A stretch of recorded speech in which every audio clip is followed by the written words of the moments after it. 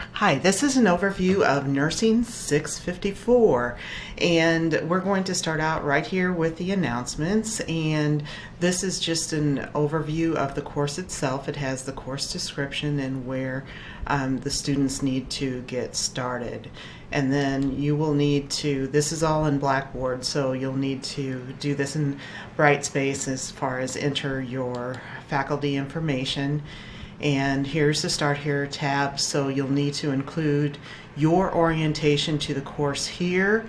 The course calendar is listed here, so let's just kind of dive into the course calendar right now. It's broken down into 4 modules, and we're going to start out with the foundations of primary, secondary, and tertiary prevention. And there are 2 discussion boards in the first module. So the first module is 2 weeks in length, and the same for the following modules. This one's a little bit shorter, but this has the capstone project and then a very short discussion board time frame for the very last one. So we're going to go through the trajectory as far as starting out with that foundation. We're going to build on that and dive into all hazards preparedness and look at resiliency with a specific focus on building resiliency in healthcare providers. And that's a really strong emphasis right now, so that's what we're bringing into the picture as far as this course, and how important that is for us to think about nurses, our healthcare providers as a population as well, so that we can indeed increase outcomes by having those positive health experiences ourselves, so when we are well we can better take care of others. So with module number 3, we're going to go into the business case for prevention, which is something that is not very strong, and that our population health leaders really need to have some evolving acumen as far as building how they can sell and demonstrate that prevention is really the most cost-effective way to go with care delivery. So this is kind of an introduction to that, and then moving into the final, it's building some of those foundational skills in grant writing. And there is a format. This is a modified grant proposal just to get them started in looking at some of those areas of focus that needs to be completed when writing a particular grant proposal. And since this is modified, the focus is on gaining funding for some messaging campaigns, and there in the module there's some evidence-based materials on doing health messaging, which again is a really important component of population health practice. So, and here's the final, it goes through the discussion board requirements, and they need to do their initial post and then do 2 other comments to their classmates as part of their discussion boards. So let's go ahead and go on down. Then there's information. The syllabus is listed here, and as far as the syllabus itself, we are breaking it down into the discussion boards, which is worth 30%. There's some experiential learning, a total of 10 hours, and that's included in module number 2. So they're going to be doing an evaluation on an all hazards preparedness plan, and they can choose where that plan may be. It may be within their organization, they may go to the county, but they're going to do a very basic evaluation on the health preparedness plan, hazards preparedness plan, and then they're also going to devise a resilience building tool or resource for healthcare providers as part of an experiential learning during module number 2 as well. So the all hazards preparedness evaluation is worth 5 hours, and so is the development of the tool. So as we move on down, here are the rubrics, and it includes the rubrics for the experiential learning as well. So that's these 2, and then there's a discussion board rubric, and each discussion board is worth 6 points. There's 5 discussion boards within the course, and as far as the final capstone is the grant application to build a culture of resiliency. There's no textbook for this course. We are following APA guidelines, and some of the students may be still using the 6th edition, so just so you know that. And as we move on down, so there's of course information on the resources that are available, the one-stop library shop,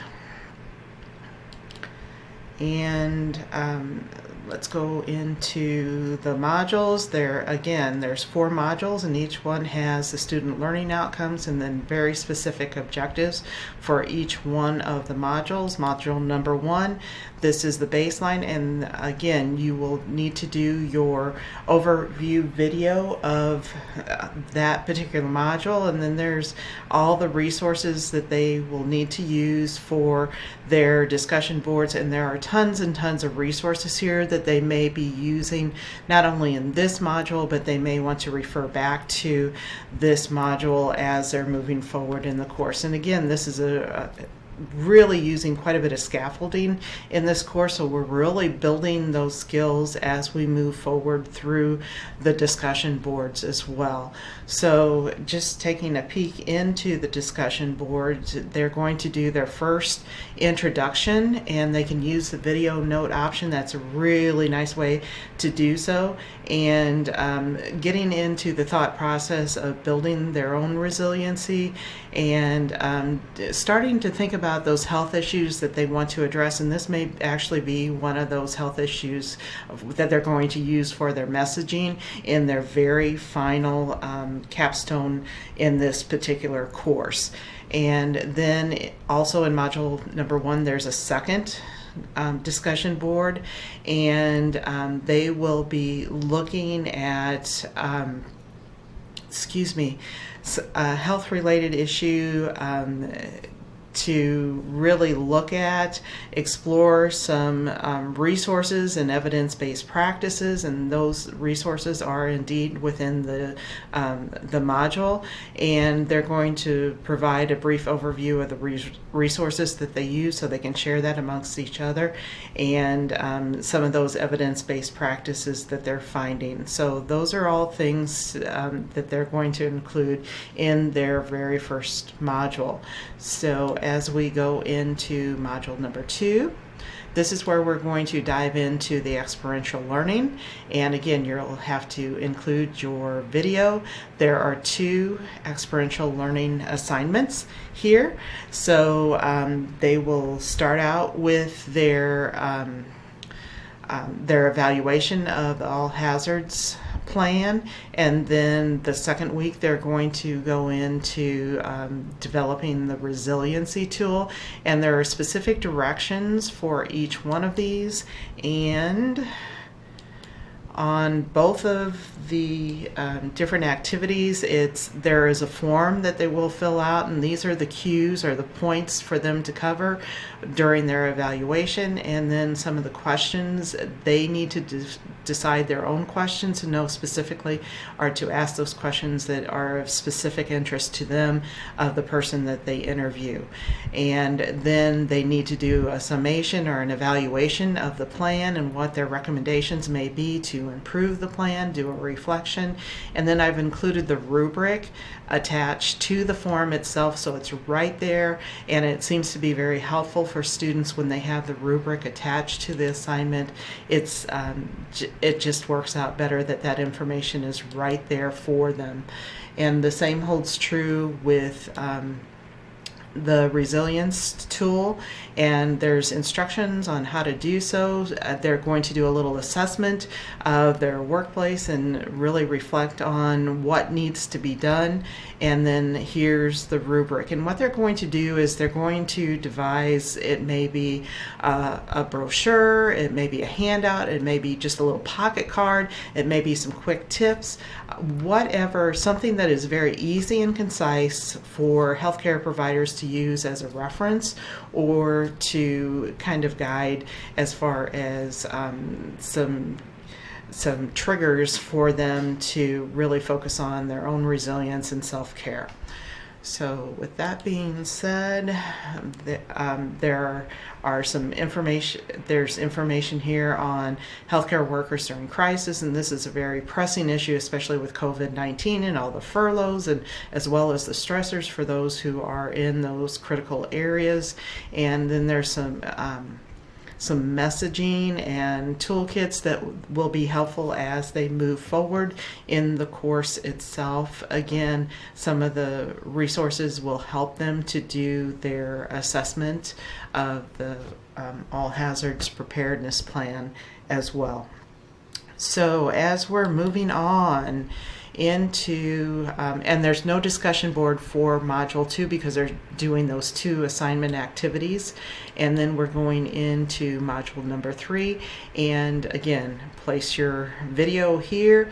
And this is diving into some of those funding resources and return on investment, and really examining some of those factors that they may not have a whole lot of exposure to quite yet. And this is really kind of nice that it shows how the savings for prevention actually multiplies as we institute prevention. And then there's also different grant possibilities, and that's part of their discussion board. They're going to be exploring some grant possibilities, and this is again from AHRQ.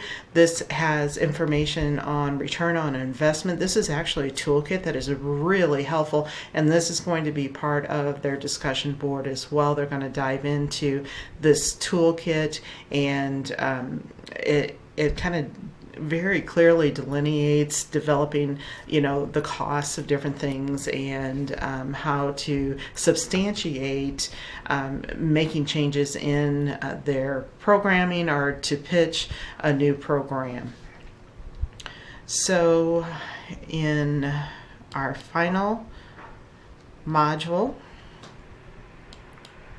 again, this is just building, so we're going into the grant proposal, and there is a form that they will fill out for the grant proposal itself. So it correlates with the rubric, and it gives them cues what they need to include in each one of the different areas, as far as starting out with the organizational capacity, description of their issue of concern, their project proposal, and just remember that we are focusing on primary, secondary, and tertiary prevention. So they are going to need to do messaging for each one of those levels for a particular area of concern or health issue.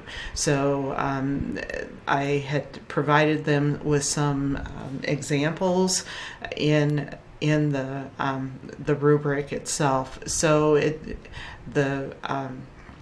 this goes into project proposal, then the evaluation method, and again, this is part of the course that they need to learn how to be very diligent about the evaluation method. They are going to do just a little mini budget, and the maximum amount is $40,000. And then building in sustainability, reflecting on the experience, and this is the worksheet for the budget itself, but these are not, they can add other things for their budget depending on what they need and what they need to include. And I tried to include examples and to help them when they're filling out the budget information.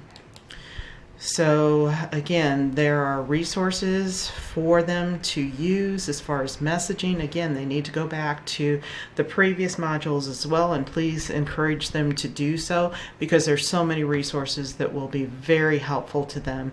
And then let's just quickly go back, because I'm running out of time here, go into the closing discussion board, and that they will provide an overview of their grant proposal, and then they'll go back and share what they did during their experiential learning as well. So this is kind of an overview of the course itself, and for them to include their takeaways. So if you have any questions, or if I can help you out in any way with this particular course, please do let me know, and thank you so much for all that you do for our students.